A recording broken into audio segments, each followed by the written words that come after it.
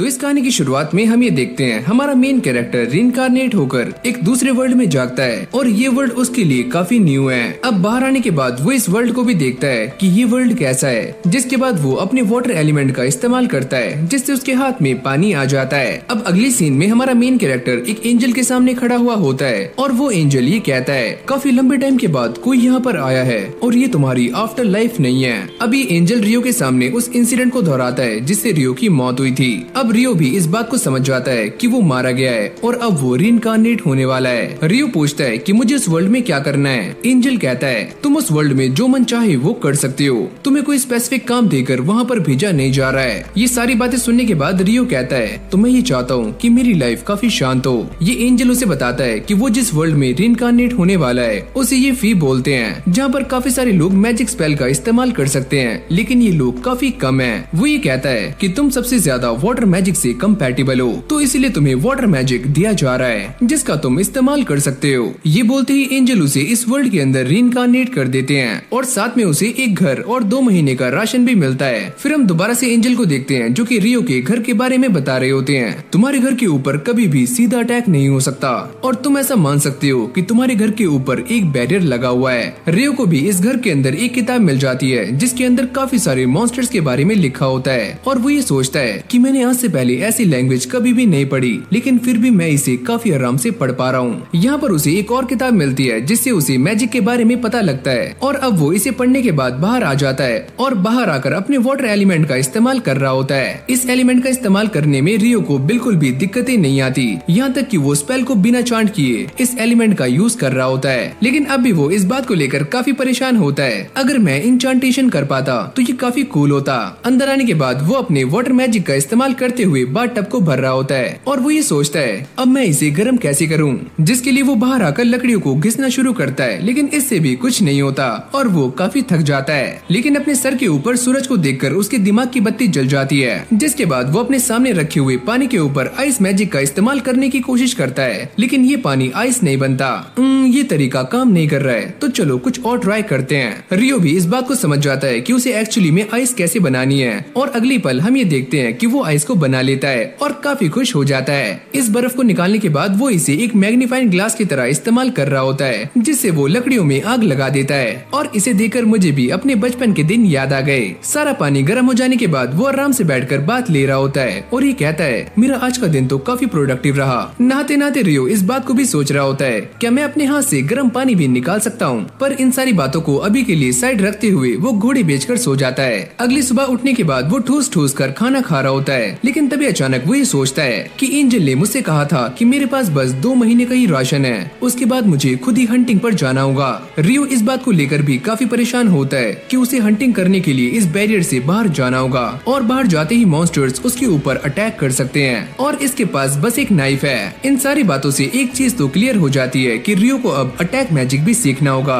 वरना उसकी लाइफ की लंका लग जाएगी। अब वो बाहर आने के बाद अपने वाटर एलिमेंट का इस्तेमाल करने के बाद वाटर बॉल्स बनाता है और उन्हें सामने की तरफ थ्रो भी कर रहा होता है। इससे वो काफी खुश हो जाता है क्योंकि ये तरीका काम कर रहा है लेकिन मेरे इस अटैक में ज्यादा पावर नहीं है तो चलो कुछ और ट्राई करते हैं। जिसके बाद वो वाटर जेट को भी ट्राई करता है पर इसकी धार भी ज्यादा दूर तक नहीं जाती। ये देखकर वो थोड़ा सा डिसअपॉइंट हो जाता है और तभी वो दोबारा से एंजल के सामने आ जाता है जहाँ पर रियो ने एंजल से ये पूछा था कि मैं इस वर्ल्ड में मैजिक का इस्तेमाल कैसे करूंगा, क्या तुम मुझे ये बता सकते हो। मैजिक को इस्तेमाल करने का एक सिंपल सा रूल है कि तुम्हें इमेजिनेशन करनी होगी, जितनी स्ट्रॉन्ग तुम्हारी इमेजिनेशन होगी उतना ही स्ट्रॉन्ग तुम्हारा मैजिक होगा। अब काफी ज्यादा ट्रेनिंग करने के बाद रियो का वाटर जेट पहले के मुकाबले काफी स्ट्रॉन्ग हो जाता है और काफी दूर तक भी जा रहा होता है, यहाँ तक कि उसने गर्म पानी भी निकालना सीख लिया है जिसको देखकर उसकी बल्ले बल्ले हो जाती है। अगली सीन में हम ये देखते हैं कि वो आसमान में आइस को भी क्रिएट कर सकता है लेकिन ये प्रोसेस काफी स्लो है। ये आइस मैजिक तो काफी अच्छा है लेकिन मैं ये सोच रहा हूँ एक आइस अटैक बनाऊं। जिसके बाद वो एक आइस क्रिस्टल को फॉर्म करते हुए उसे सामने की तरफ फेंकने का ट्राई करता है लेकिन वो ज्यादा दूर नहीं जाता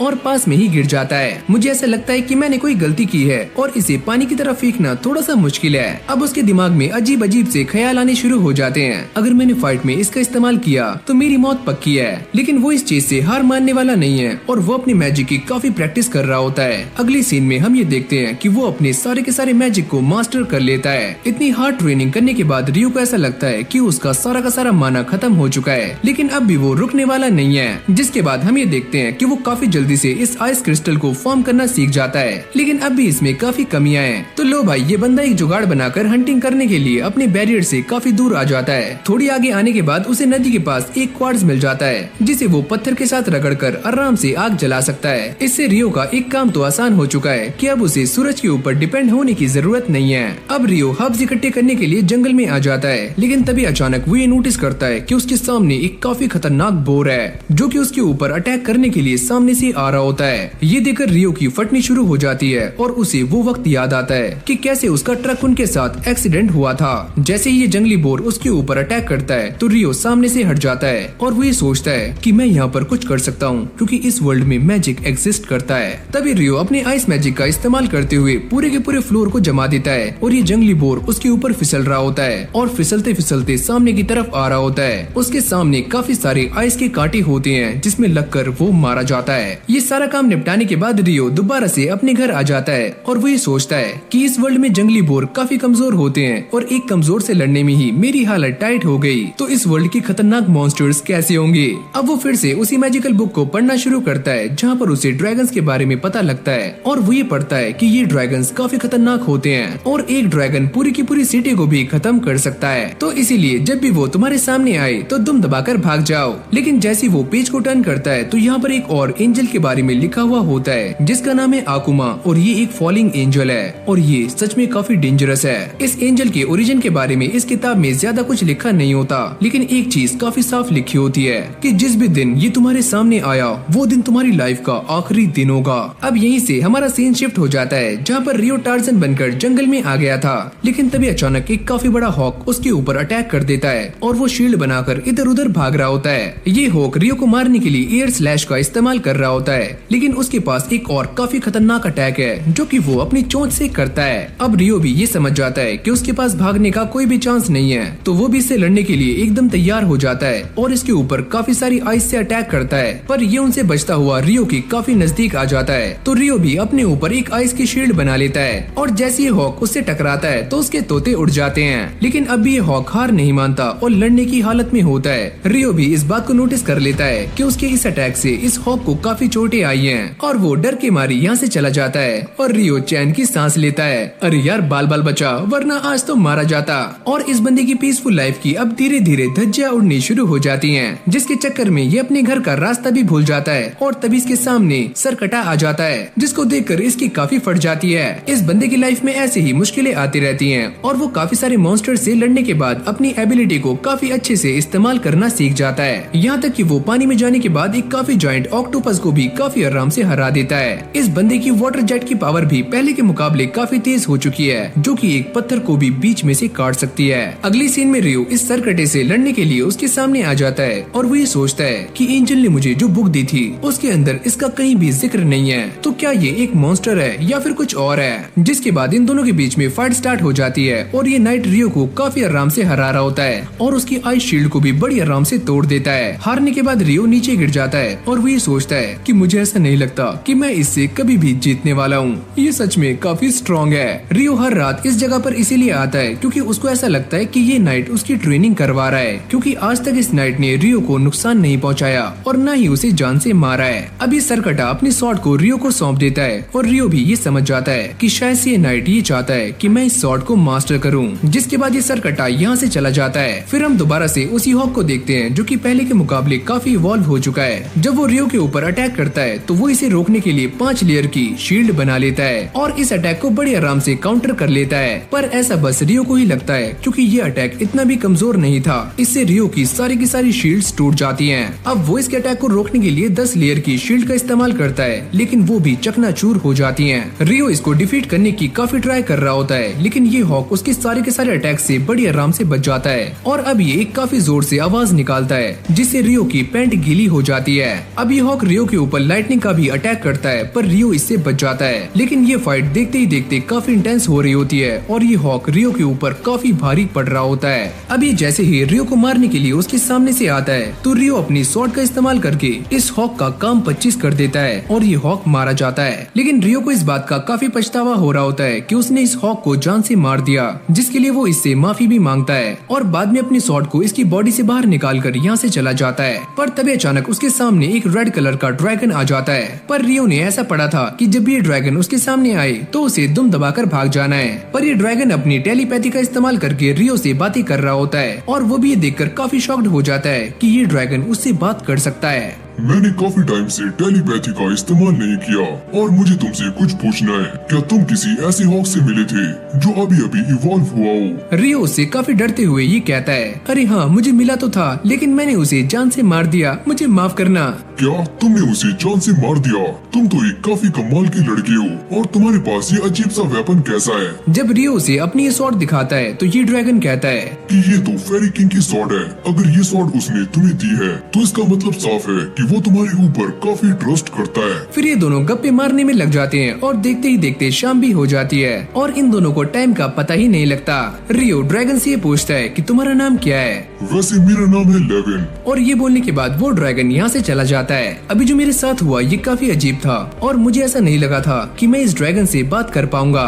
और इससे एक बात तो क्लियर हो गई कि इस फैंटेसी वर्ल्ड में कुछ भी हो सकता है। इस तरफ एंजल रियो के स्टैट्स को चेक कर रहे होते हैं और वो ये देखकर काफी शॉक्ड हो जाते हैं। ये बात तो मैंने नोटिस की ही नहीं कि इस बच्चे के पास एक रियल ट्रेट है, लेकिन ऐसा कैसे हो सकता है? ये आज से पहले बस एक ही बार हुआ है, वो भी 10,000 साल पहले, जब मैंने एक लड़की को दूसरे वर्ल्ड में रीइंकार्नेट किया था। यहाँ पर एंजल जिस हिडन ट्रेट की बात कर रहे हैं उसका नाम है एटर्नल यूथ, यानी कि ये इंसान कभी भी बूढ़ा होने वाला नहीं है। अगली सुबह जब रियो को सी फूड खाने का मन करता है तो वो यहाँ पर आ जाता है, लेकिन तभी अचानक वो ये देखता है कि सामने एक नाव टूटी हुई है और यहाँ पर काफी सारे लोग हैं जो कि मर चुके हैं। पर तभी वो ये नोटिस करता है कि साइड में एक लाल बालों वाला बंदा खांस खांस कर होश में आ जाता है। अब ये बंदा इस बात को याद करता है कि आखिरकार उनके साथ ऐसा कैसे हुआ। वो ये सोचता है कि जब वो सारे अपनी शिप में थे तो उनके ऊपर एक काफी जायंट ऑक्टोपस ने अटैक कर दिया था, जिससे उनकी सारी की सारी शिप टूट गई थी और ये सारे पानी के अंदर बह गए। जैसे ही इस बंदे की आँख खुलती है तो वो ये देखता है कि वो अब भी जिंदा है और वो बाहर आकर ये देखता है कि वो यहाँ पर कैसे आया। तभी उसके सामने रियो आ जाता है। चलो तुम उड़ गए, ये तो काफी अच्छी बात है। ये बंदा उसे देखकर काफी शॉक्ड हो जाता है कि ये बच्चा यहाँ पर अचानक से कैसे आया, जबकि मैंने इसे सेंस भी नहीं किया। पर ये रियो को इन सारी बातों के बारे में नहीं बताता और वो अपना इंट्रोडक्शन देता है कि मेरा नाम है एबल। रियो से कहता है कि मेरा नाम है रियो और मुझे माफ करना कि तुम ही अकेले बचे हो और मैं बाकी सभी को बचा नहीं पाया। चलो कोई बात नहीं, वैसे भी वो सारे लोग स्मगलर्स थे। अब अंदर आने के बाद ये दोनों खाना खा रहे होते हैं क्योंकि एबल को काफी भूख लग रही थी। वो ये देखता है कि रियो के पास बस एक ही जोड़ी कपड़े हैं। रियो उसे कहता है कि मेरे पास ना तो सुई है ना ही धागा, तो मैं अपने लिए कपड़े कैसे बनाऊं? अरे यार एक काम कर, दुकान से जाकर ले आ। लेकिन यहाँ तो आसपास कोई भी दुकान नहीं है, यहाँ तक कि कोई भी इंसान भी नहीं है। मैं यहाँ पर अकेला हूँ, एकदम अकेला। एबल ये बात सुनने के बाद काफी शॉक्ड हो जाता है कि वो यहाँ पर अकेला रहता है। रियो कहता है वैसे मैं एक वाटर मेज हूँ और वो इसे अपनी ताकत का एक नमूना दिखाता है। क्या तुम सच में मैजिक का यूज कर सकते हो? यहाँ तक कि सेंट्रल प्रोविंस में भी आधे से कम लोग मैजिक का यूज करना जानते हैं और मुझे भी इसका इस्तेमाल करना नहीं आता। एबल उसे कहता है कि मुझे तुमसे एक बात कंफर्म करनी है, क्या तुम मुझे वहीं पर लेकर जा सकते हो जहाँ पर हम पहली बार मिले थे? जाते हुए ये दोनों बातें कर रहे होते हैं। एबल उसे कहता है क्या तुम मैजिक करने के लिए डंडे का इस्तेमाल नहीं करते? अरे यार मेरे पास डंडा है ही नहीं, मुझे लगता है मैंने फिर से गलत क्वेश्चन पूछ लिया। अब एबल उसे कहता है कि तुम मेरे पीछे रहो, अगर हमारे सामने कोई भी मॉन्स्टर आता है तो मैं उसे संभाल लूंगा, लेकिन मैं तुम्हें ऐसा करने नहीं दे सकता। मैं भी तुम्हारी हेल्प करूंगा। क्या तुम्हें समझ नहीं आ रहा है? अगर तुम बार बार मेरी हेल्प करोगे तो मेरी रेपुटेशन खराब हो जाएगी। जिसके बाद ये दोनों उसी जगह पर वापस आ जाते हैं, लेकिन यहाँ से बाकी के लोग गायब होते हैं। एबल ये कहता है तुमने मुझे काफी सही टाइम पर बचा लिया, वरना मैं भी मारा जाता। अरे हाँ तुम काफी लकी हो कि मैंने तुम्हें बचा लिया। एबल यहाँ पर कुछ ढूंढने का ट्राई कर रहा होता है, लेकिन उसे वो चीज यहाँ पर नहीं मिलती और वो ये कहता है कि वो चीज मुझे नहीं मिली। रियो उससे कहता है तो अब तुम क्या करोगे? मैं ये सोच रहा हूँ कि मैं दोबारा से लूनिया टाउन चला जाऊँ और अपने दोस्तों को ज्वाइन करूँ। मैं इस बारे में नहीं जानता कि वो टाउन कहाँ पर है, लेकिन मुझे ऐसा लगता है कि उसके लिए तुम्हें नॉर्थ में जाना चाहिए। अब एबल उससे पूछता है क्या तुम भी मेरे साथ चलना चाहोगे? ये तुम्हारे लिए एक जॉब हो सकती है क्योंकि मुझे रास्ता नहीं पता और तुम मेरी हेल्प कर सकते हो, क्यों है ना दोस्त? ये बात सुनने के बाद रियो थोड़ा सा हैरान हो जाता है और थोड़ा सोचने के बाद वो ये कहता है कि हम दोनों दोस्त बन चुके हैं। अरे हाँ हम दोनों दोस्त हैं, तो चलो मैं भी तुम्हारे साथ चलूंगा। शाम के टाइम में रियो इन सारी चीजों को बड़ी गौर से देख रहा होता है और वो ये याद करता है कि कैसे वो इस वर्ल्ड में आया और कैसे वो यहाँ पर रहा। जब वो घर में आ जाता है तो वो एबल से कहता है कि मैं किसी को गुड बाय करने के लिए जा रहा हूँ, जो कि मुझे इसी टाइम मिलता है, यानी कि रात में। मुझे तो ऐसा लगा था कि इसका यहाँ पर कोई भी जानने वाला नहीं है, लेकिन चलो मैं इस मामले में इंटरफियर नहीं करता हूँ। अब रियो उस नाइट के पास आ जाता है और उसे शुक्रिया अदा कर रहा होता है कि तुमने मेरी काफी हेल्प की और तुम्हारी वजह से ही मैं यहाँ पर सरवाइव कर पाया और मैं कुछ टाइम के लिए यहाँ से जा रहा हूँ और आज ये हमारी लास्ट बैटल होने वाली है, तो मैं अपनी पूरी जान लगा दूंगा। फिर इन दोनों के बीच में फाइट स्टार्ट हो जाती है जहाँ पर रियो हार जाता है और जब ये नाइट यहाँ से जा रहा होता है तो रियो उससे कहता है तुम्हारा शुक्रिया जो भी तुमने मेरे लिए किया। लेकिन जाने से पहले ये नाइट रियो को गिफ्ट के तौर पर एक कोट देता है और यहाँ से चला जाता है। मैं इस कोट को काफी प्राउडली पहनूंगा। अब ये दोनों भी यहाँ से जाने के लिए रेडी हो जाते हैं और रियो ने भी इस कोट को पहन लिया है। अब वो आखिरी बार अपने घर को देखता है और अपनी पुरानी यादों को ताजा करता है। पर जब ये दोनों यहाँ से जा रहे होते हैं तो उनके सामने एक काफी खतरनाक जंगली बोर आ जाता है और एबल अपनी कॉम्बैट स्किल का इस्तेमाल करके इस बोर को एक ही झटके में खत्म कर देता है। ओह अच्छा, तो ये एक कॉम्बैट स्किल है, पर ये होती क्या है? ये कुछ ऐसी टेक्निक्स होती हैं जिन्हें स्वॉर्ड्समैन और बाकी लोग इस्तेमाल करते हैं फाइट करने के लिए, लेकिन तुम एक मैजिशियन हो तो तुम्हें इसके बारे में पता नहीं होगा। जिसके बाद ये अपनी जर्नी को दोबारा से कंटिन्यू करते हैं, लेकिन इस बार इनके सामने लिजर्ड मॉन्स्टर्स आ जाते हैं। एबल मना करता है कि हमें इनसे फाइट नहीं करनी, ये काफी खतरनाक है और हम दोनों मारी जा सकते हैं। पर रियो एक वाटर मेज है तो वो ये समझ जाता है कि काफी सारे लिजर्ड्स पानी के रास्ते उनकी तरफ काफी तेजी से बढ़ रहे हैं। ये सुनने के बाद एबल भी चौकन्ना हो जाता है। वो लिजर्ड मॉन्स्टर्स काफी सारे हैं तो मुझे ऐसा लगता है कि मुझे अपने मैजिक का भी इस्तेमाल करना होगा। और अगले पल हम ये देखते हैं कि रियो अपने मैजिक का इस्तेमाल करके इन सारे के सारे लिजर्ड मॉन्स्टर्स को बड़ी आराम से हरा देता है। एबल ये देखकर काफी चौंक जाता है। तुमने अपनी छड़ी का इस्तेमाल नहीं किया और न ही किसी स्पेल को बोला, तो तुमने ये किया कैसे? मेरे ख्याल से वाटर मैजिक थोड़ा अलग होता होगा और इसीलिए मुझे ये सारा कुछ करने की जरूरत नहीं है। शायद तुम सही कह रहे हो। पर आगे जाने से पहले रियो एबल को पानी ऑफर करता है ताकि ये दोनों हाइड्रेटेड रह सके। अब ये दोनों जाते हुए बातें कर रहे होते हैं और एबल उसे एक कॉइन दिखाता है। वो इस कॉइन को देखकर काफी शॉक्ड हो जाता है। मैंने आज से पहले कोई भी करेंसी नहीं देखी। जाते हुए एबल उसे अलग अलग एम्पायर्स के नाम बता रहा होता है और वो ये कहता है कि एक डेबुआ एम्पायर भी है। ये कैसा नाम है, डेबुआ? अब खुले मैदान में आने के बाद इन दोनों के ऊपर पत्थरों से अटैक होता है, पर ये दोनों ही काफी तेज होते हैं और इन अटैक्स को रोक लेते हैं। पर तभी इनके आसपास काफी सारे पत्थर आने शुरू हो जाते हैं। एबल ही कहता है मुझे ऐसा लगता है कि हम गलती से रॉक गोलम के नेस्ट में आ चुके हैं। रियो कहता है क्या ये सामने ये भी एक रॉक गोलम है? एबल इन सभी को रोकने के लिए अपनी कॉम्बैट स्किल का इस्तेमाल करता है और एक गोलम के अंदर छेद कर देता है, लेकिन वो काफी जल्दी रीजनरेट कर रहा होता है। रियो उसे ये कहता है मेरे पास एक अटैक है, क्या मैं उसे यूज कर सकता हूँ? अगले पल वो अपने मैजिक का इस्तेमाल करके 10 लेयर की आइस बॉल इस गोलम के ऊपर गिरा देता है, जिससे वो इसके नीचे दब जाता है। एबल भी ये देखकर काफी चौंक जाता है कि तुमने ये कैसे किया और ये क्या था? जिसके बाद ये सारे रॉक गोलम्स को हरा देते हैं। तभी एबल इस रॉक गोलम की मैजिक स्टोन को नोटिस करता है, जो कि काफी बड़ा है और काफी कलरफुल भी। मुझे ऐसा लगता है कि इसने आज से पहले काफी सारे मॉन्स्टर्स को हराया है। इस मैजिक स्टोन को निकालने के बाद ये दोनों आगे बढ़ जाते हैं और वो ये देखते हैं कि उनके सामने एक काफी बड़ा हिप्पो है, जो कि एक बेहेमोथ है। तभी यहाँ पर वाइवर्न का एक काफी बड़ा झुंड आ जाता है, जो कि इस बेहेमोथ के ऊपर अटैक कर रहे होते हैं। एबल ही कहता है इस फाइट का कंक्लूजन एकदम साफ है कि ये बेहेमोथ हारने वाला है, लेकिन रियो मना करता है कि मुझे ऐसा नहीं लगता। अब ये हिप्पो काफी गुस्से में आकर इन सारे के सारे वाइवर्न्स को मारना शुरू कर देता है और जोर से दहाड़ता है, जिससे कि ये सारे के सारे वाइवर्न्स नीचे गिर जाते हैं। देखा, मैंने तुमसे कहा था कि यही जीतने वाला है। फिर हमें रात का सीन दिखाया जाता है जहाँ पर ये दोनों बैठकर कैंप फायर कर रहे होते हैं। एबल रियो को डंजन्स के बारे में बता रहा होता है और वो ये कहता है कि सच में इस वर्ल्ड में डंजन भी एग्जिस्ट करते हैं और मैं भी डंजन में एक बार जरूर जाना चाहता हूँ। वैसे हम जिस टाउन में जा रहे हैं वहाँ पर भी एक काफी बड़ी डंजन है, लेकिन तुमने ये बात मुझे पहले क्यों नहीं बताई? तुमने मुझसे काफी कुछ छुपाया है। अरे नहीं, ऐसा कुछ भी नहीं है, लेकिन तुम एल्फ और डॉर्स के बारे में तो जानते ही होंगे, लेकिन भाई रियो इनके बारे में भी कुछ नहीं जानता। एबल उसे सारा कुछ समझाता है कि डॉर्स कैसे होते हैं और एल्फ्स क्या हैं, जिसके बाद ये दोनों दोबारा से अपनी जर्नी को कंटिन्यू करते हैं। जाते हुए रियो ये कहता है कि इन माउंटेन्स को पार करने के बाद हम ह्यूमन टेरिटरी में पहुंच जाएंगे, लेकिन तुम ये सारा कुछ कैसे जानते हो? रियो उन सारी बातों को याद करता है जो कि ड्रैगन ने उससे की थी और ड्रैगन ने ही उसे ये सारा कुछ बताया था, पर रियो इसके बारे में एबल से कुछ भी नहीं कहता। और जब ये दोनों आगे जा रहे होते हैं तभी उनके सामने एक काफी खतरनाक मॉन्स्टर आ जाता है, जिसको देखकर इन दोनों की ही चड्डी टाइट हो जाती है। एबल को समझ नहीं आता कि अब वो क्या करे, क्योंकि ये एक काफी खतरनाक ग्रिफिन है। अब ये दोनों एक साथ आसमान में मीट के टुकड़ों को उछालते हैं और ये ग्रिफिन उन्हें लेकर यहाँ से चला जाता है और इन दोनों की जान बच जाती है। आगे जाते हुए ये दोनों उसी ग्रिफिन के बारे में बात कर रहे होते हैं। एबल ही कहता है कि उसने तो मुझे सच में डरा दिया था, मुझे भी ऐसा ही लगता है, अगर हम उससे फाइट करते तो हम दोनों जिंदा नहीं बचते। एबल ये बताता है कि आज तक कोई भी ऐसा नहीं बना जो कि बेहेमोथ और ग्रिफिन से पंगे ले सके, और शायद ये बड़े बड़े पहाड़ ही इन मॉन्स्टर्स को ह्यूमन से दूर रखते हैं। जैसे ये दोनों आगे जाते हैं तो इनके सामने काफी सारे वाइवर्न्स होते हैं जो अपने शिकार को खा रहे होते हैं। रियो एबल से पूछता है कि हमें इनसे फाइट करनी चाहिए, ये हम दोनों के मुकाबले में काफी ज्यादा हैं और यहाँ तक कि काफी स्किल्ड एडवेंचरर्स भी इन्हें हरा नहीं पाते।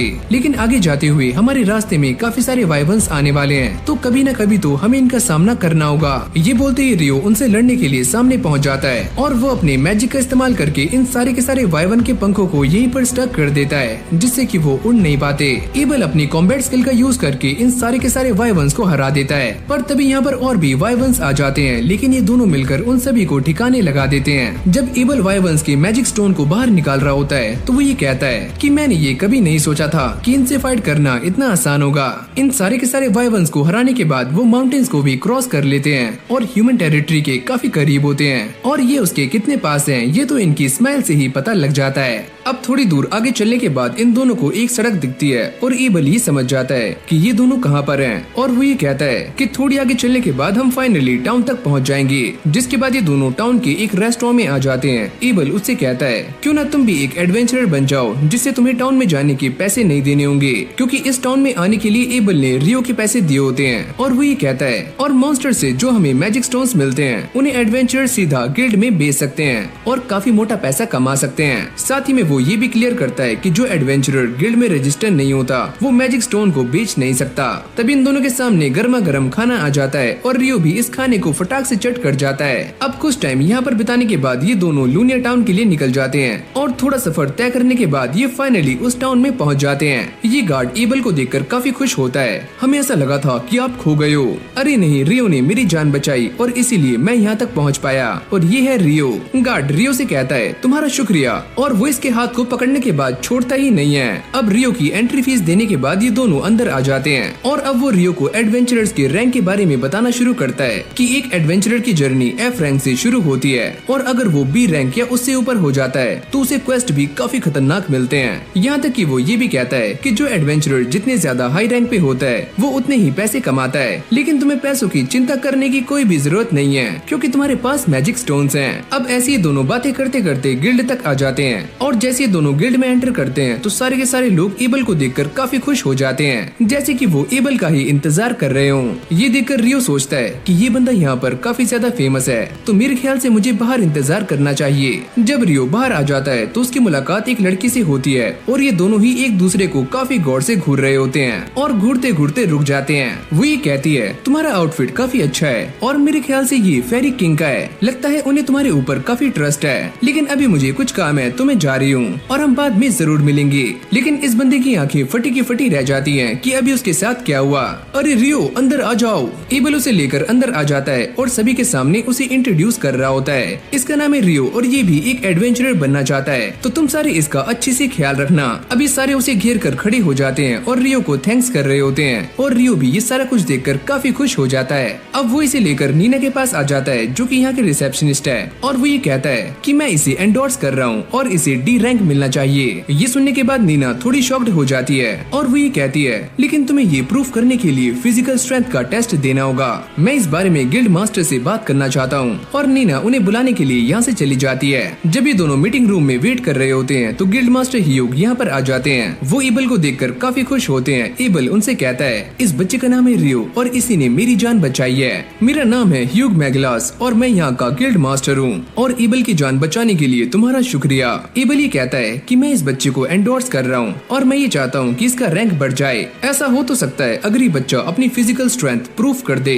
हाँ मैं इस बात को पहले से ही जानता हूँ और इसीलिए मैं इसे लेकर आपके पास आया हूँ। ये बच्चा मुझसे भी काफी स्ट्रॉन्ग है। ह्यूग ये सुनने के बाद थोड़ा अजीब सा मुंह बनाता है क्योंकि उसे एबल की बातों पर यकीन नहीं होता। अगली सीन में जब ये सारे ह्यूग को मैजिक स्टोन्स दिखाते हैं तो वो ये देखकर काफी शॉक्ड हो जाता है कि ये तो वाइवर्न की मैजिक स्टोन है और तुम्हारे पास इतने सारे क्या कर रहे हैं, क्योंकि इतने सारे वाइवर्न्स को हराने के लिए एक आर्मी की जरूरत पड़ती है। एबल ये कहता है उन्हें मारते वक्त हमने एक माउंटेन को भी क्रॉस किया था। ह्यूग ये सुनने के बाद काफी शॉक्ड हो जाता है और वो ये कहता है कि आज तक किसी ने भी उन माउंटेन्स को क्रॉस नहीं किया। ये सारी बातें सुनने के बाद ह्यूग का दिमाग थोड़ा सा सनक जाता है और उसे इन सारी बातों पर यकीन नहीं आता। एबल ये पूछता है क्या ये मैजिक स्टोन्स काफी हैं रियो की रैंक अप के लिए? अरे हाँ ये काफी हैं। अब बाकी का रजिस्ट्रेशन पूरा करने के लिए रियो ह्यूग के साथ उसके ऑफिस में आ जाता है। मैं इस बात को काफी अच्छे से जानता हूँ कि एबल एक काफी अच्छा एडवेंचरर है, लेकिन मैं ये भी जानता हूँ कि वो अकेले एक Y1 को हरा नहीं सकता। जब इन दोनों की बातें खत्म हो जाती है तभी यहाँ पर नीना आ जाती है जो कि रियो का एक काफी लंबा चौड़ा इंटरव्यू लेती है। अब जैसे वो सामने हाथ रखता है तो उसे उसका गिल्ड कार्ड मिल जाता है, यानी कि अब वो भी ऑफिशियली एक एडवेंचरर बन चुका है। इस तरफ एबल उसे लेकर अपने साथ जा रहा होता है ताकि रियो को कुछ पैसे मिल पाए क्योंकि उसने एबल के गाइड का काम किया है। ये दोनों ऐसे ही गप्पे लड़ाते हुए जा रहे होते हैं। एबल उससे कहता है ये बात मैंने पहले ही सोच ली थी कि मैं तुम्हें एक स्टाफ दिलाऊंगा, लेकिन मैं स्टाफ का क्या करूंगा? अरे बेटा हैरी पॉटर बनकर मैजिक करना। वैसे मुझे स्टाफ की नीड नहीं है, मैं ऐसे ही मैजिक कर सकता हूँ और पास की फाइट में मैं स्वॉर्ड का इस्तेमाल करता हूँ। ये बात सुनने के बाद एबल थोड़ा सा हैरान हो जाता है और वो ये कहता है क्या तुम सच में स्वॉर्ड का इस्तेमाल करते हो? लेकिन तुम्हारे पास तो कोई भी स्वॉर्ड नहीं है। रियो उसे अपनी स्वॉर्ड दिखाता है पर एबल को ऐसा लगता है कि ये एक छोटा सा चाकू है, यानी कि एक डैगर। अब एबल से बात करते करते रियो को इस वर्ल्ड के बारे में काफी कुछ पता लग जाता है कि यहाँ पर भी लोगों ने दिन को घंटों के हिसाब से डिवाइड किया हुआ है, यानी कि एक वीक में यहाँ पर 7 दिन है और महीने में 30 दिन, और यहाँ तक कि ये कपड़ों को भी सेंटीमीटर में मेजर करते हैं। वो ये सोचता है यहाँ पर ऐसा खाना भी मिल जाता है जैसे कि मेरे वर्ल्ड में मिला करता था। अब इन सारी बातों पर गौर देने के बाद रियो को ऐसा लगता है कि शायद से मेरे वर्ल्ड से यहाँ पर पहले भी कोई आ चुका है, जिस वजह से इस वर्ल्ड और मेरे वर्ल्ड में काफी सारी सिमिलैरिटीज हैं। इस तरफ ये सारे के सारे लोग एबल के वापस आने की खुशी में पार्टी कर रहे होते हैं। नीना उसे लेकर उसके रूम में आ जाती है जहाँ पर रियो को उसके न्यू 2 रूममेट्स भी मिलते हैं। अब ये सारे एक दूसरे को इंट्रोड्यूस कर रहे होते हैं। तभी नीना यहाँ पर एक और एडवेंचरर को लेकर आ जाती है जो कि अब से इनका रूममेट है, यानी कि अब ये 4 हो चुके हैं। अब यहीं से हमारा सीन शिफ्ट हो जाता है जहाँ पर हम ये देखते हैं कि क्रिम्सन पार्टी के सारे लोग रियो को लेकर ही बातें कर रहे होते हैं क्योंकि एबल ने उन्हें रियो के बारे में सारा कुछ बता दिया है और उन्हें इन बातों पर यकीन नहीं होता कि वाटर एलिमेंट इतना स्ट्रॉन्ग कैसे हो सकता है। अगर एबल की बातें सही हैं तो यहाँ पर सिर्फ एक ही इंसान है जो कि रियो के लेवल का मैजिक कर सकता है और उसका नाम है इन्फर्नो मैजिशियन। अब एबल ये बताता है इन्फर्नो मैजिशियन के बारे में ये कहा जाता है कि वो अपने मैजिक से एक पूरी की पूरी आर्मी को तबाह कर सकता है, यहाँ तक कि Y1s को भी एक ही झटके में खत्म कर सकता है और पूरे टाउन का नक्शा मैप में से गायब कर सकता है। तो इसीलिए रियो को उस बंदे के साथ कंपेयर करना बिल्कुल भी सही नहीं है। इसी पार्टी की एक मेंबर जिसका नाम है रिया, वो ये कहती है अगर तुमने रियो के बारे में जैसा बताया है, अगर वो सारा कुछ सच है तो सच में वो बच्चा काफी स्ट्रॉन्ग है और काफी पावरफुल भी। लिन इस बात को लेकर काफी चिंता में होती है। अगर रियो गलती से डेबुया एम्पायर के साथ मिल गया तो ये हमारे लिए काफी बड़ी चिंता की बात हो सकती है। अरे यार तुम चिल करो, उस बच्चे को डेबुया एम्पायर का नाम ही पसंद नहीं है। ये बात सुनने के बाद सारे लोग हैरान हो जाते हैं क्योंकि इस बात में कोई भी सेंस नजर नहीं आता। अरे हाँ मैं ये जानता हूँ कि इस बात में कोई भी सेंस नहीं है, लेकिन रियलिटी यही है। अब अगली सीन में हम ये देखते हैं कि रियो ने उस कोर्स को लिया होता है जहाँ पर उसे डंजन के बारे में सीखने को काफी कुछ मिलने वाला है। सारी की सारी थ्योरी खत्म हो जाने के बाद अब बारी है प्रैक्टिकल की। टीचर इन सभी से ये कहते हैं हमने डंजन के बारे में काफी कुछ पढ़ लिया है और आज शाम को तुम सारे एक एक्चुअल डंजन में जाने वाले हो। ये सुनते ही एमन की फटनी शुरू हो जाती है जो कि रियो का एक साथी है और उसका रूममेट भी।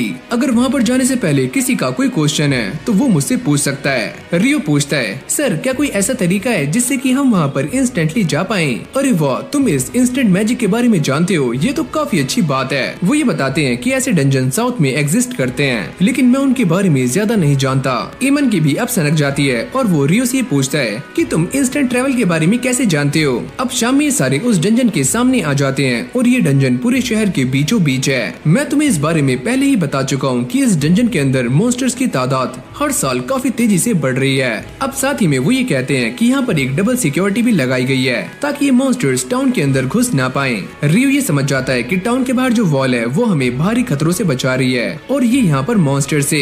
और बच्चों इस बारे में चिंता मत करो, ग्रेट टाइटल वॉर दोबारा से होने नहीं वाली और वैसे भी वो काफी सालों में होती है। अब ये सारे गिल्ड ऑफिस के सामने आ जाते हैं जहाँ पर इन सभी का नाम और टाइमिंग नोट होती है। जब ये सारे इसके अंदर जा रहे होते हैं तो एमन की फटनी शुरू हो जाती है। रियो उससे कहता है अरे यार थोड़ी शांत हो जाओ। अंदर आते ही टीचर उन सभी से कहते हैं कि मैंने तुम्हें पहले ही बता दिया है कि इस डंजन की पहली लेयर में तुम्हें काफी खतरनाक मॉन्स्टर्स नहीं मिलेंगे, तो तुम खुद ही जाकर एक्सप्लोर कर सकते हो। और हाँ, गेट के पास ही रहना। जब रियो और एमोन आगे जा रहे होते हैं तभी अचानक रियो एक चीज को सेंस करता है और वो ये कहता है कि हमारे सामने एक मॉन्स्टर है और मैं उसे फ्रीज कर दूंगा और एमोन तुम उसे जान से मार देना। तभी ये मॉन्स्टर उनके सामने आ जाता है जिसका नाम है सोल्जर एंट, जिसके बारे में उस मैजिकल बुक के अंदर भी लिखा हुआ था। और इसे मारने का बेस्ट तरीका ये है कि उसकी गर्दन पर अटैक किया जाए। फिर रियो अपने मैजिक का इस्तेमाल करके इस मॉन्स्टर को जमा देता है और एमोन अपनी स्वॉर्ड का इस्तेमाल करके इसका काम 25 कर देता है। अरे वाह, तुमने तो काफी अच्छा काम किया एमोन। जिसके बाद ये दोनों मिलकर उसके मैजिक स्टोन को बाहर निकाल लेते हैं। एमोन ही कहता है कि ये सारा कुछ अलाउड है। अरे हाँ, इसे बेचकर ही तो हम पैसा कमाने वाले हैं क्योंकि हम एडवेंचरर्स हैं। जिसके बाद हमारा सीन शिफ्ट हो जाता है और ये सारे वापस आ जाते हैं और वापस आने के बाद पार्टी कर रहे होते हैं। ईटो ये कहता है, अरे वाह, तुमने पहले ही मिशन में सोल्जर आंट को हरा दिया, ये तो काफी कमाल की बात है। लेकिन यहाँ पर ये दोनों एक दूसरे को ही क्रेडिट दे रहे होते हैं। निल्स ये कहता है, चलो कोई बात नहीं, आखिरकार तुमने ये कर तो दिखाया, और कल तुम क्या करोगे। जिसके बाद ये दोनों डिसाइड करते हैं कि वो दोबारा से उस डंजन में जाने वाले हैं और इस बार तो 3rd लेयर तक। पर रियो इस बात को लेकर थोड़ा सा पैनिक होता है कि वो आंट मॉन्स्टर पहली लेयर में क्या कर रहा था। लेकिन इन सभी को ही ये सारी बातें पल्ले नहीं पड़ रही होती। तभी यहाँ पर एबल आ जाता है और वो ये कहता है कि वो आंट मॉन्स्टर गड्ढा खोदकर यहाँ पर आ सकती है, बस इसीलिए। फिर एबल इन सभी के सामने अपने आप को इंट्रोड्यूस करता है और वो ये कहता है कि मेरा नाम है एबल, लेकिन ये सारे लोग उसे पहले से ही जानते हैं। तभी निल्स कहता है कि मैं भी एक स्वॉर्ड मास्टर हूँ, लेकिन मेरी स्किल्स काफी कमजोर है, क्या आप मुझसे एक बार हाथ मिला सकते हो। और एबल उससे हाथ मिला लेता है, जिससे निल्स काफी खुश हो जाता है। तुम बस अच्छे से काम करना और सबसे पहले अपनी सेफ्टी का ध्यान रखना। जिसके बाद क्रिम्सन पार्टी के और भी मेंबर्स यहाँ पर आ जाते हैं और वो एबल से कहते हैं कि तुम यहाँ पर क्या कर रहे हो, तुम्हें तो गिल्ड मास्टर के पास जाना चाहिए, मैं बस इन सभी को गाइड कर रहा था। और ये उसे जबरदस्ती उठाकर यहाँ से ले जाता है। इन सभी के जाने के बाद ये सारे उनकी तारीफें कर रहे होते हैं। ये तो कहता है कि वो लड़की काफी कमाल की है, एकदम एंजल जैसी। इस तरफ ये सारे भी जाते हुए रियो के बारे में बातें कर रहे होते हैं। एबल ही कहता है कि तुम्हें इतनी जल्दी क्या है, तुम्हें उसकी ताकत का काफी जल्दी अंदाजा हो जाएगा कि रियो क्या चीज है। अगले सीन में हम ये देखते हैं कि रियो और एमोन दोबारा से डंजन में आ जाते हैं और वो एक साथ मिलकर काफी सारे मॉन्स्टर्स को मौत की घाट उतार देते हैं। रियो उससे कहता है कि तुमने आज कमाल कर दिया।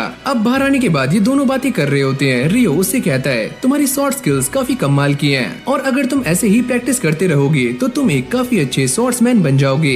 एमन उससे कहता है कि मुझे भी ऐसा ही लगा था कि तुम बस एक मैजिशियन हो, लेकिन तुम्हारी भी शॉर्ट स्किल काफी अच्छी है। हाँ, मेरे भी एक मास्टर थे जिन्होंने मुझे स्वॉर्ड चलाना सिखाया था। अब रियो एमन को एक एडवाइस देता है कि तुम्हारी स्वॉर्ड स्किल्स तो काफी अच्छी हैं, लेकिन तुम्हें सुबह उठकर प्रैक्टिस करनी चाहिए, क्योंकि मैंने ऐसा देखा है तुम काफी जल्दी थक जाते हो। और हाँ, एबल भी सुबह उठकर रोज प्रैक्टिस करता है, जिससे उसकी शॉर्ट स्किल्स काफी अच्छी हैं। अब अगले सीन में रियो एक लाइब्रेरी में आ जाता है। तभी उसके पास एक लड़की आती है और वो ये कहती है अगर तुम एल्केमी के बारे में पढ़ना चाहते हो तो यहाँ से शुरुआत करो। अब रियो एक किताब को उठाकर उसे पढ़ना शुरू करता है और वो ये कहता है कि यहाँ पर तो काफी सारी बुक्स हैं, तो मैं कहाँ से शुरुआत करूँ। जिसके बाद वो बाहर आ जाता है, लेकिन तभी अचानक हम ये देखते हैं कि सूर्य ग्रहण लग जाता है। रियो भी इस चीज को देखकर पैनिक हो जाता है और आसपास के सारे लोग गायब होने शुरू हो जाते हैं। अगली पल उसके ऊपर एक फायर अटैक होता है, पर रियो भी अपनी आई शील्ड बनाकर उससे बच जाता है। लेकिन वो ये बात सोचकर काफी हैरान था कि ये अटैक किसने किया है। जिसने भी ये अटैक किया है वो काफी पावरफुल है। अगली पल वो लड़की उसके सामने आ जाती है और वो ये कहती है कि तुम कैसे जिंदा बच गए, चलो मैं तुम्हें भी जॉन से मार देती हूँ। रियो को ऐसा लगता है कहीं ये आकुमा तो नहीं है, अगर ये आकुमा हुई तो मेरी बैंड बजने वाली है। ये देखकर रियो यहाँ से भागता है, पर ये लड़की उसके ऊपर फायर मैजिक से अटैक कर देती है। रियो इसको रोकने की काफी ट्राई करता है, लेकिन ये अटैक काफी दमदार था। अब ये अटैक सीधे जाकर रियो के कोट पर लगता है और रियो को इससे कुछ भी नहीं होता। ये लड़की इस बात को देखकर काफी चौंक जाती है कि ये तो फेरी किंग का कोट है, अगर ये तुम्हारे पास है तो तुम्हें हराना इतना भी आसान नहीं होगा, लगता है मुझे अपनी स्वॉर्ड का ही इस्तेमाल करना होगा। अब ये दोनों ही अपनी स्वॉर्ड्स निकालकर एक दूसरे से फाइट करना शुरू कर देते हैं और एक दूसरे को काफी कड़ी टक्कर दे रहे होते हैं। अब ये लड़की पीछे होकर रियो के ऊपर अटैक करने का ट्राई करती है, पर रियो इससे बाल बाल बच जाता है और वो भी अपने मैजिक का इस्तेमाल करके इसके ऊपर काफी सारे पे आइस से अटैक करता है, पर इस लड़की की स्पीड के सामने ये अटैक भी फीका पड़ जाता है। रियो को ये बात समझ नहीं आ रही होती कि वो इन अटैक से डॉज कैसे कर रही है। वो ये सोचता है कहीं ये विंड मैजिक का इस्तेमाल तो नहीं कर रही है। तभी अचानक से वो रियो के पास आकर उस पर ताबड़तोड़ अटैक्स करना शुरू करती है, लेकिन इस बार वो उसका कुछ भी बिगाड़ नहीं पाती। रियो भी इस बात को समझ जाता है अगर मैं ऐसे ही इसके सामने डटा रहा तो ये मुझे हरा नहीं सकती। अब ये लड़की गुस्से में आकर रियो के ऊपर फायर अटैक करने वाली होती है, पर रियो भी अपने मैजिक का इस्तेमाल करके उसके इस अटैक को रोक लेता है, जिसको देखकर इसकी सुलगनी शुरू हो जाती है। आखिरकार तुम हो कौन और तुम इतनी जल्दी कास्टिंग कैसे कर रहे हो? अगर तुम एक मॉन्स्टर हो तो मुझे तुम्हें जान से मारना होगा। जिसके बाद इन दोनों की फाइट दोबारा से शुरू हो जाती है, लेकिन इस बार ये फाइट देखते ही देखते काफी इंटेंस हो रही होती है। रियो उसके ऊपर अपने आइस मैजिक से अटैक करता है, लेकिन इस बार वो अपने फायर मैजिक के आगे सारी की सारी आइस को पिघला देती है। तभी वो अपने सामने एक शील्ड को क्रिएट करती है ताकि वो रियो के अटैक से बच पाए, लेकिन रियो उसके ऊपर से अटैक करता है, जिससे वो इंजर्ड भी हो जाती है। चलो फिर इस फाइट को यहीं पर खत्म करते हैं। और वो इसे मारने के लिए आगे आ रहा होता है, लेकिन ये लड़की उसके अटैक को बड़ी आराम से रोक लेती है और साथ में अपनी चोट को भी बड़ी जल्दी हील कर लेती है। अब वो रियो को काफी दूर फेंक कर मारती है और उसको ऐसा लगता है कि वो इस फाइट को जीत चुकी है। पर अगली पल हम ये देखते हैं कि उसके ऊपर रेन होनी शुरू हो जाती है और जैसे ही ये बारिश की बूंदें उसके ऊपर गिरती हैं, तब ये बात सामने आती है कि ये एक एसिड रेन है। अब रियो भी उससे लड़ने के लिए दोबारा से खड़ा हो जाता है, लेकिन जैसे ही ये सूर्य ग्रहण हटता है वो लड़की रियो से कहती है मुझे माफ करना, मेरे जाने का टाइम हो चुका है, चुपचाप यहाँ से निकल जाओ वरना मैं तुम्हें जान से मार दूंगा। लेकिन वो जाने से पहले अपने आप को इंट्रोड्यूस करती है और वो ये कहती है कि मेरा नाम है यूरेका और तुम आज मुझसे बच गए। मैं इस बात को जानता हूँ कि तुम एक आकुमा हो। ये सुनते ही यूरेका काफी शॉक्ड हो जाती है। तुम सच में हमारे बारे में जानते हो, यानी कि आकुमा के बारे में? ये तो काफी इंटरेस्टिंग है। चलो फिर तुमसे किसी और दिन मिलते हैं, लेकिन मैं तुमसे मिलना नहीं चाहता। वो ये कहती है तुम्हें मुझसे मिलना ही होगा, लेकिन ऐसा भी हो सकता है कि मेरे जैसे यहाँ पर और आए, पर तुम उनसे बचकर रहना क्योंकि तुम्हें बस मैं ही मारने वाली हूँ। ये बोलने के बाद वो यहाँ से गायब हो जाती है। अब रियो इस बात को सोचता है अगर मेरे पास ये कोट नहीं होता तो ऐसा भी हो सकता था कि वो अटैक मेरी बॉडी के आर पार हो जाता। लेकिन वो इन सारी बातों को भुलाकर अपने बैंक में आ जाता है पैसों को विड्रॉल करवाने के लिए। पर वो ये देखकर काफी शॉक्ड हो जाता है कि उसके बैंक में काफी सारे पैसे हैं। चलो कुछ टाइम के लिए मेरे पास पैसा ही पैसा है। और जब वो अपने रूम में आता है वो ये देखता है कि उसके रूममेट्स यहाँ पर नहीं है। चलो मैं एक काम करता हूँ, दोबारा से बुक स्टोर चला जाता हूँ। पर तभी अचानक वो ये देखता है कि नीचे कुछ बंदे उसके साथियों को बुरी तरह से मार रहे हैं। निल्स उससे कहता है कि ये बंदा वही है, यानी कि रूम 1 का डैन। ओह तो ये वही है जिसके बारे में तुम बातें कर रहे थे। जैसे ही डैन उसे मारने के लिए आगे आता है तो रियो अपने शॉट को उसके पेट में घुसा देता है, जिससे वो नीचे गिर जाता है। अगले सीन में सारे अपनी थकान को मिटाने के लिए गर्म बात ले रहे होते हैं। ईतो अपने हीलिंग मैजिक का इस्तेमाल करके रियो की इस चोट को हील कर देता है। वो ये कहता है अगर ये अटैक तुम्हारे दिल पर लगता तो तुम मारे भी जा सकते थे। वैसे उसने वो अटैक मेरे दिल पर ही किया था, लेकिन मैंने उसे डॉज कर लिया। ये सारे उससे पूछते हैं आखिरकार तुम्हारी फाइट हो किससे रही थी? अरे यार सही टाइम आने पर मैं तुम्हें सारा कुछ बता दूंगा, अभी बस चिल करो।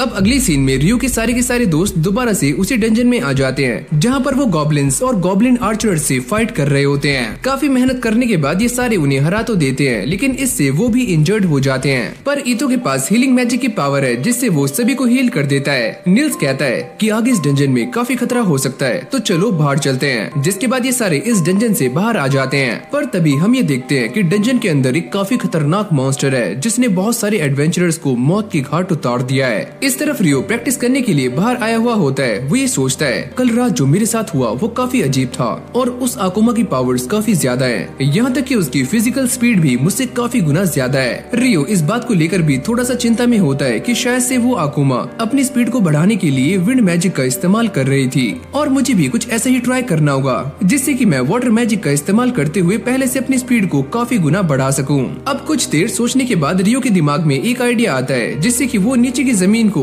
पूरी तरह से बर्फ के अंदर कन्वर्ट कर देता है और अपने वाटर जेट का इस्तेमाल करते हुए इसके ऊपर अपनी स्पीड को बढ़ाने की काफी कोशिशें कर रहा होता है, लेकिन वो इसमें भी नाकाम हो जाता है। फिर हमें लाइब्रेरी का सीन दिखाया जाता है जहाँ पर लिन रियो के बारे में इंफॉर्मेशन गैदर कर रही होती है कि रियो कैसे मैजिक करता है, पर उसे यहाँ पर कोई भी इंफॉर्मेशन नहीं मिलती और वो ये सोचती है कि ईबल ने मुझसे कहा था कि रियो आसमान में काफी बड़े मैजिक क्रिस्टल बना सकता है, लेकिन मुझे तो ऐसा कुछ भी नहीं मिला। जिसके बाद वो ये सोचती है कि ऐसा भी हो सकता है कि रियो ओरिजिनल स्पेल्स का इस्तेमाल कर रहा है जैसे कि इन्फर्नो मैजिशियन करता है। जिसके बाद सारा भी यहाँ पर आ जाती है। लिन उससे कहती है तुम्हें देखकर काफी अच्छा लगा। वो सारा को ये बताती है कि वो लाइब्रेरी में किसी चीज को ढूंढ रही है जो कि उसे अभी तक तक नहीं मिली। वो ये पूछती है कि तुम तो एक क्वेस्ट के लिए गई हुई थी और शायद से आज ही आई हो, क्यों है ना सारा? हाँ, मैं आज ही आई हूँ। इस तरफ ये सारे के सारे लोग नीना के सामने आ गए थे और उसे ये बताते हैं कि डंजन की 5th लेयर में उन्हें गॉब्लिन्स और गॉब्लिन आर्चर्स मिले थे।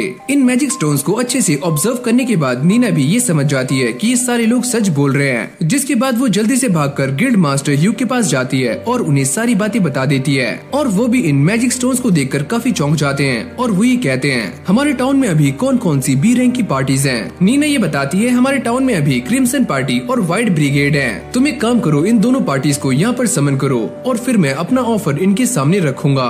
अगली सीन में हम ये देखते हैं कि ये सारे ह्यूग के सामने पहुँच जाते हैं। ह्यूग उनसे कहते हैं, नीना से बात करने के बाद तुम्हें सारी की सारी इन्फॉर्मेशन तो पहले ही मिल चुकी होगी। साथ ही में वो इन सारे एडवेंचरर्स को ये बताते हैं कि डंजन की 5th लेयर में काफी सारे गॉब्लिन्स देखे गए हैं। एबल उनसे ये पूछता है, आप इस बात को लेकर कितने श्योर हो? वो ये कहते हैं, मैं इस बात को लेकर पूरी तरह से श्योर हूँ, क्योंकि जो एडवेंचरर्स डंजन के अंदर गए थे वो वहाँ से गॉब्लिन्स के मैजिक स्टोन लेकर यहाँ पर आए हुए हैं। व्हाइट ब्रिगेड का लीडर उनसे ये पूछता है, तो आप हमसे क्या चाहते हो? मैं तुम सभी से ये चाहता हूँ कि तुम सारे डंजन के अंदर जाकर ये पता करो कि दोबारा से ग्रेट टाइटल वॉर होने वाली है, क्योंकि डंजन के अंदर मॉन्स्टर्स की संख्या काफी तेजी से बढ़ती जा रही है। साथ ही में वो ये कहते हैं कि पिछली बार द ग्रेट टाइटल वॉर 10 साल पहले हुई थी और अब भी ऐसा हो सकता है कि दोबारा से वो हो। और इस काम को करने के लिए ह्यूग उन्हें 100 गोल्डन कॉइन्स देते हैं और ये कहते हैं कि बाकी के 200 मैं तुम्हें काम खत्म होने के बाद दूंगा।